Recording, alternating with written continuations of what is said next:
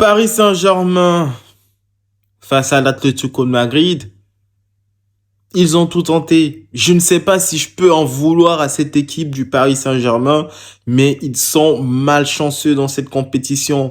Ils sont performants en Ligue 1, mais dès qu'ils arrivent en Ligue des Champions, ils n'ont pas ce que l'on appelle, ils n'arrivent pas à concrétiser leurs actions. Ils manquent cruellement de lucidité devant les goals, ce qui se traduit par le fait que ils sont toujours vulnérables à n'importe quel moment de la partie. Là, on l'a vu très clairement, le Paris Saint-Germain a tout fait. Ils ont poussé comme ils ont pu alors que ils étaient à un but partout. Ils ont tout fait. Ils ont poussé du mieux qu'ils pouvaient et à la fin, ils se font punir par Correa sur une très belle passe d'Antoine Griezmann.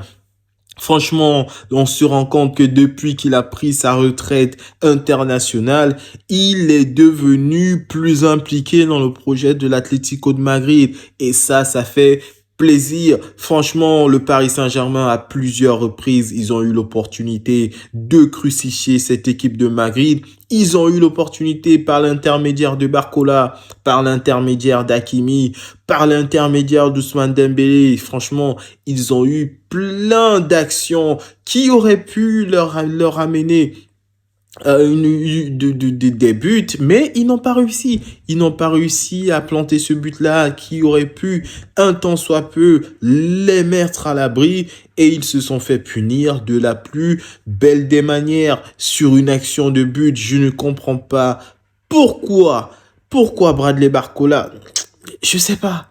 Pour moi, il a été bon. Il a été bon, il était percutant. Certes, il y a des moments où sa conduite de balle est désastreuse, mais il a été bon. L'entrée de Randal Kolo Muani, pour moi, elle a été bonne. Il a fait de son mieux pour être impliqué dans la rencontre. Fabien Ruiz a fait de son mieux. Ils ont poussé.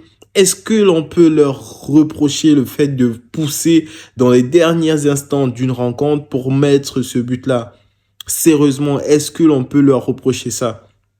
La seule chose que je peux reprocher à cette équipe, je ne dirais même pas, je reprocherais cela à Vitinha, c'est sur sa défense face à Correa, sur le deuxième but de l'Atlético de Madrid. Tu ne peux pas te permettre à ce niveau-là de te jeter à ce point. Il a été éliminé avec une facilité. Voilà. Et Donnarumma, la seule opportunité que tu avais dans cette rencontre de marquer ta présence, tu ne réussis pas à sortir le ballon. C'est malheureux, c'est dommage de la part du Paris Saint-Germain. Ils auraient pu faire beaucoup mieux. Et tant pis. Tant pis, là ils sont dans une très très mauvaise passe, 2 défaites, 2 matchs nuls, du moins non, 2 défaites, 1 match nul et 1 victoire, 4 points en 4 matchs, ils font 6 points de moins que Brest. Imaginez, Brest est devant le Paris Saint-Germain après 4 matchs. En tout cas, ce qui est sûr, ce sera très difficile pour le Paris Saint-Germain à l'heure actuelle de se qualifier parmi les 8 premiers. Donc, Paris Saint-Germain en barrage, en 16e de finale, je vous l'annonce aujourd'hui.